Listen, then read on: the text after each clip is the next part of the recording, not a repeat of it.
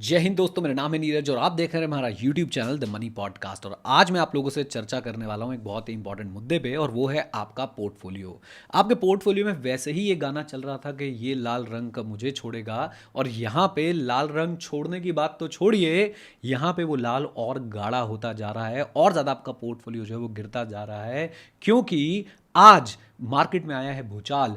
आज सेंसेक्स जो है वो 2000 पॉइंट नीचे गया, निफ्टी जो है वो 700 पॉइंट नीचे गई, और अभी भी लाइव जो है वो लगभग 600-700 पॉइंट के बीच में निफ्टी नीचे चल रही है। And same is the case with Sensex, वो भी अपना 1800 से 2000 पॉइंट के बीच में जो है वो नीचे चल रहा है।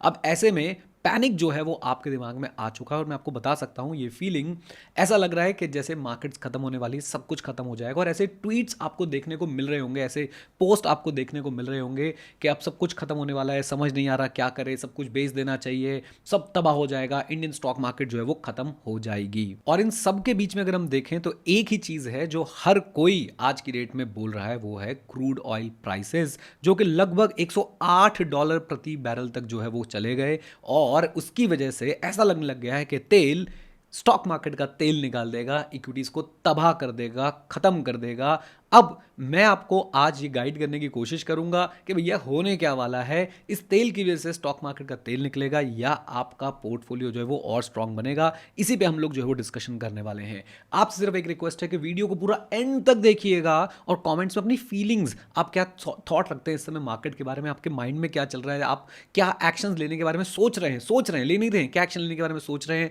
आपके आसपास मार्केट्स को लेकर कैसी बातें हो रही है, ये जरूर जरूर जरूर बताइएगा। वीडियो को लाइक कर दीजिएगा, लाइक टारगेट रखते हैं हम लोग 500+ लाइक्स का।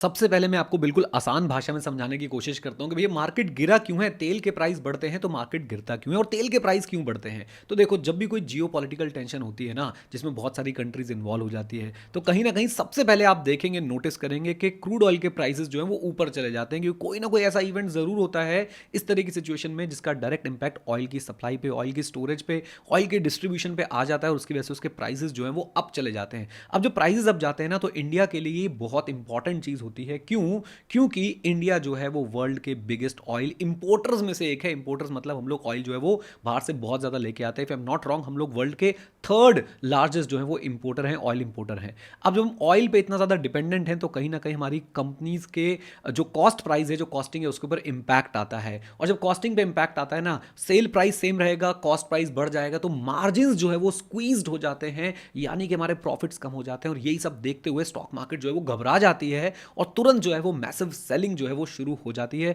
कि अब मार्जिन्स कम हो जाएंगे, प्रॉफिट्स कम हो जाएंगे, तो भैया कंपनी के फाइनेंशियल स्टेटमेंट्स में जो रिजल्ट्स आते हैं वो बेकार हो जाएंगे। और इस पैनिक में आके जो है हर कोई बस सेलिंग में लग जाता है, और इसलिए स्टॉक मार्केट धड़ाम से जो है वो नीचे आके गिर जाती है। अब मैं आपको बताने वाला हूं कि कब कब जो है वो ऑयल ने $100 का मार्क क्रॉस किया, और उसका इंपैक्ट हमारे स्टॉक मार्केट पे क्या आया, और हमारे स्टॉक मार्केट ने कैसे बिहेव किया। एंड साथ साथ में नेक्स्ट सेगमेंट जो आएगा उस पर हम लोग डिस्कस करेंगे कि एज अ इन्वेस्टर आपको इस समय क्या जो है वो करना चाहिए, और किन चीजों से आपको बिल्कुल दूर रहना चाहिए। लेकिन उससे पहले मैं आपको बता दूं कि कल हम लोग वर्ल्ड कप जीते थे, बहुत बढ़िया हमारी जो है वो जीत रही, और उसी महा उपलक्ष्य में आप लोगों के लिए जो मैं म्यूचुअल फंड की क्लासेस लेता हूं उस पर हमने कर दिया डिस्काउंट 32% ऑफ, और आप कोड यूज कर सकते हैं टीम इंडिया। ये कोड सिर्फ और सिर्फ 3 दिन के लिए वैलिड जो है वो रहने वाला है। यहां मैं आपको सिखाता हूं कि कैसे आप लोग जो है वो म्यूचुअल फंड्स को शॉर्टलिस्ट कर सकते हैं, किस पर्टिकुलर कैटेगरी में कौन सा फंड जो है आप लोगों को चुनना चाहिए, सारी गाइडेंस आप लोगों को वहां पे मिलती है। खुद सीखते हैं आप लोग अच्छे स्कीम्स को सिलेक्ट करना। तो एक बार वेबसाइट पे जरूर विजिट कीजिए और कोड यूज कर लीजिएगा team India to get 32% off only for 3 days. अब जरा देख लेते हैं कि क्या क्या हुआ ऑयल के साथ 2001 से 2026 तक। तो सबसे पहले मैं आपको एक बात बता दूं कि 2001 से 2026 तक कई बार ऑयल ने जो है वो $100 के मार्क को जो है वो क्रॉस किया, और कई समय तक जो है, बहुत समय तक जो है वो $100 के ऊपर भी रहा है। राइट। आपको एक बात और बता दूं कि 2008 में ऑयल का जो रेट है वो $147 पर बैरल तक जो है वो पहुंच चुका था। और आपको एक बात और बता दूं कि उस समय सेंसेक्स, या बोल लीजिए हमारी ओवरऑल स्टॉक मार्केट जो है वो 60 से 63% तक जो है वो क्रैश हुई थी। लोगों ने बहुत पैनिक सेलिंग किया था। लेकिन आपको एक बात बताऊं, बस 2 साल लगे थे उस लेवल को वापस अचीव करने में। और उसके बाद से अगर हम देखें, अगर मैं वहां पे बात कर रहा हूं कि सेंसेक्स अराउंड 20,000 के लेवल तक पहुंचा था 2 साल बाद, तो आज सेंसेक्स जो है वो लगभग 80,000 पे है, यानी कि 4 गुना जो है वो हो चुका है। वहां से 2010 के आसपास जो है वो 20,000 पे पहुंचा था, 2010-11 के आसपास, और आज वो है 80,000 के आसपास। Just think over it. अब मैं आपको एक बात और बता दूं कि 2011 से 14 में जो भाई साहब हमारा ये एक लिबिया वॉर जो चलता रहा था, ऑयल उसमें काफी हाई रहा था, मार्केट ने टाइम करेक्शन लिया, 3 साल जो है वो साइडवेज चला, साइडवेज जैसा अभी चल रहा था ना आपसे थोड़े दिन पहले तक। पर 2014 के बाद एक जबरदस्त बुल रन जो है हमें देखने को मिला था, राइट। और आप लोगों को फैक्ट्स बताता हूं, 2022 में चलते हैं। 2022 में रशिया यूक्रेन वॉर हुआ था, ऑयल $139 पर बैरल पे जो है वो चला गया था, 6 से 8 महीने की करेक्शन, फिर 2023-24 में न्यू हाइज बने थे। और अब बात कर लेते हैं 2026 की, जहां पे ऑयल का प्राइस जो है वो $106 $108 के आसपास जो है चल रहा है। लेकिन अब जरा एक बार बैठ के सोचिए कि 2001 से आज तक अगर आप लोग जो है वो एक लमसम अमाउंट इन्वेस्ट करके रखते हैं, एसआईपी करते रहते, तो आपका रिटर्न बनता है या नहीं? नहीं बनता। आंसर इज बिल्कुल बनता, बिल्कुल बनता। ये मार्केट जो है ना, इस मार्केट का बेस आपको समझना पड़ेगा कि क्या है। वो है बिजनेसेस। और बिजनेसेस कैसे चलते हैं? जब प्रॉफिट्स हाई होते हैं। प्रॉफिट्स इन छोटी मोटी चीज़ों से कभी एक्चुअली में डाउन होते हैं और कभी सिर्फ जो है डर फैल जाता है। और प्रॉफिट्स जो है वो किसी एक कंपनी के डाउन होते हैं। और अगर आपने अच्छा पोर्टफोलियो बना रखा है तो ऐसा नहीं होगा कि एक पर्टिकुलर पॉइंट ऑफ टाइम पे सारे सेक्टर की सारी कंपनीज जो है वो फ्लॉप हो जाए। अगर ऐसा हो रहा है इसका मतलब भैया देश और दुनिया ही खत्म होने वाले हैं, और ऐसा हो रहा है तो आपको पैसों की जरूरत ही क्या है। बट एनीवेज, मैं जो पॉइंट यहाँ पे बोलना चाहता हूं कि देखिए, हमारे देश ने और इस पूरे वर्ल्ड ने बहुत सारे इवेंट्स देखे हैं। ऐसे ऑयल की स्पाइक्स हम पहले भी देख चुके हैं, वॉर्स हम पहले भी देख चुके हैं, हम एक पेंडेमिक देख चुके हैं जो लगभग 100-150 साल में एक बार आता है। और उसके बाद भी हमारी मार्केट्स ने हमें जबरदस्त जो है वो रिटर्न्स बना के दिए हैं, अगर आप एक लंबे समय को ध्यान में रख के सोचेंगे तो। अब आपके मन में चल रहा होगा, जब सब कुछ चंगा सी तो हमें कुछ करने की जरूरत ही नहीं सी, हम तो बस चुपचाप बैठे रहेंगे। नहीं, ऐसा नहीं है। ऐसे की डिफाइनिंग मूवमेंट्स आते हैं स्टॉक मार्केट के अंदर, जब आप लोग चाहें तो अपने पोर्टफोलियो के बारे में ज़्यादा अच्छी तरह से समझ सकते हैं, ज़्यादा अच्छी तरीके से सोच सकते हैं, और अपने इन्वेस्टिंग स्टाइल के बारे में, अपने रिस्क एपेटाइट के बारे में भी ज़्यादा अच्छे से सोचने समझने की आप लोगों को ये मौके मिलते रहते हैं। सबसे पहली और सबसे इंपॉर्टेंट चीज़ या सबसे पहला एक्शन आपका क्या होना चाहिए? वो जो आपकी एसआईपी चल रही है ना, अगर आप लोग उसके स्टॉप बटन को दबाने जा रहे हैं तो ठहरो, नहीं दबाना था। क्यों? इस समय पे अगर आप अपनी एसआईपी को रोकते हैं तो आप एक बहुत अच्छा मौका खो रहे हैं उन्हीं यूनिट्स को कम प्राइस पे खरीदने का, जिन यूनिट्स को अभी तक शायद आप थोड़े दिन पहले तक हाई प्राइस पे जो है वो खरीद रहे थे। तो एसआईपी नहीं रोकनी, आपको बहुत बेवकूफ मिल जाएंगे पोस्ट करते हुए कि एसआईपी से वेल्थ क्रिएट नहीं होती, एसआईपी फेक है, एसआईपी से कुछ नहीं होता। देखिए, आपको समय देना पड़ेगा और एसआईपी सबसे बेस्ट सॉल्यूशन आपका निकलेगा। ये आप उस बंदे से सुन रहे हैं जो लगभग 2016 से म्यूचुअल फंड के अंदर इन्वेस्टिंग कर रहा है और एक अच्छा खासा पोर्टफोलियो जो है बना चुका है। आप लोग मेरे पोर्टफोलियो वाली वीडियो भी जाए तो चेकआउट कर सकते हैं। अब मन में 2-3 बातें चल रही होगी, सर एसआईपी करते हुए मार्केट और गिरती गई तो। कोई बात नहीं, अगर आपने अपने म्यूचुअल फंड वेल रिसर्च तरीके से जो है वो ढूंढे हैं, आपने सिर्फ फोमो में आके इन्वेस्ट नहीं किया, आपका वेल डाइवर्सिफाइड पोर्टफोलियो है, large cap, mid cap, small cap, flexi cap, इस तरह के आपके पास जो है अच्छे फंड्स, अच्छे स्टॉक्स जो हैं आपके म्यूचुअल फंड पोर्टफोलियो में, तो आपको घबराने की कोई जरूरत नहीं है। जितना मार्केट गिरेगी उतने कम प्राइस पे जो है वो आपको यूनिट्स मिलते जाएंगे।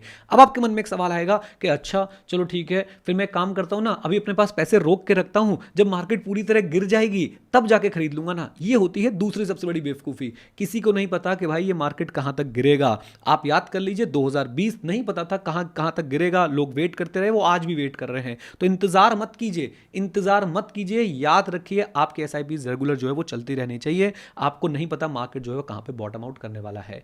अब आ जाते हैं उन इन्वेस्टर्स के पास जो कह रहे हैं कि सर हमारे पास तो लमसम पैसा पड़ा है, बताओ कहां लगाए। ये लमसम पैसा लगाना है, माहौल बन चुका है। बिल्कुल, देखो भाई, फिर बता रहा हूं, किसी को नहीं पता माहौल बन चुका है और माहौल बनेगा। बट हाँ, आप अगर लमसम पैसा लेके बैठे हैं तो आपको जरूर जरूर जरूर स्टैगर्ड फॉर्म में जो है वो इन्वेस्टमेंट कर लेना चाहिए, यानी कि आपको टुकड़ों में जो है उसको निकाल के इन्वेस्ट करना शुरू कर देना चाहिए। मैं खुद भी इस तरह की मार्केट में टुकड़ों में अपने पैसे जो है वो कुछ नए फंड्स के अंदर इंट्रोड्यूस कर रहा हूं। कौन से नए फंड्स ऐड करें वो आपको बता दूंगा, बट आप लोग एक साथ पूरा पैसा मत लगा दीजिएगा। अगेन, मार्केट की गहराई किसी को नहीं पता, थोड़े कम रिटर्न कमा लेंगे, लेकिन ऐसा नहीं होगा कि भैया अगर लमसम पैसा है तो सब खत्म करके बिल्कुल भी आप लोग जो है वो नहीं बैठेंगे किसी भी हाल में। यहां पे एक राग में फिर से अलापूंगा और आप लोग उसे मानेंगे नहीं, वो है एसेट एलोकेशन एंड रीबैलेंसिंग, ये दोनों चीज़ें बहुत ज़्यादा ज़रूरी है। इस समय पे आप लोगों के पास अगर अच्छी इन्वेस्टमेंट होती डेट में तो वहाँ से आप कुछ पैसा निकाल के ज़रूर इक्विटी में डाल सकते थे। नहीं है कोई बात नहीं, सीखिए इन दोनों कॉन्सेप्ट्स को और फिर जाके जो है आप लोग अप्लाई कर सकते हैं। एक बात और कहना चाहता हूँ, इस समय या किसी भी समय सेक्टोरल और थीमेटिक बेट्स मत लीजिए।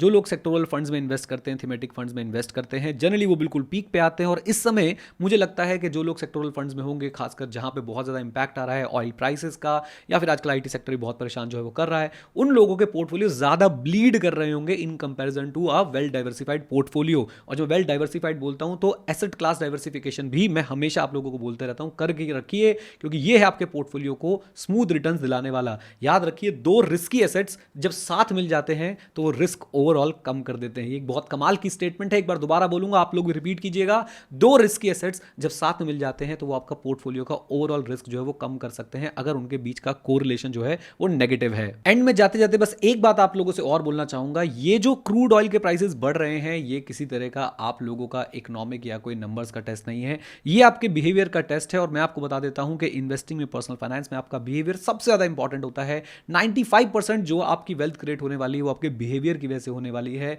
ना कि आप नंबर्स में बहुत अच्छे हैं इस वजह से। तो याद रखिए, बिहेवियर का टेस्ट है। एक कॉन्सेप्ट होता है लॉस एवर्जन, आप लोगों के लिए होमवर्क है। आप मुझे वो कमेंट बॉक्स में बताएंगे कि लॉस एवर्जन कैसे इंपैक्ट करता है ऐसी सिचुएशन में, तो मुझे बहुत अच्छा लगेगा और मुझे लगेगा कि आप लोगों ने एंड तक वीडियो देखी और मुझे बहुत बहुत बहुत खुशी होगी। एंड यस, अगर आपको वीडियो अच्छी लगी हो तो एक बार कमेंट बॉक्स में थैंक्स लिख दीजिएगा, इससे मुझे बहुत मोटिवेशन मिलती है। And please do check out our website and use the code team India for 32% off. And with this note, thank you very much, stay connected, stay here, जय हिंद। और हाँ मित्रों, सीखते रहें, क्योंकि सीखना शुरू तो जीतना शुरू। Bye bye and take care, god bless you all.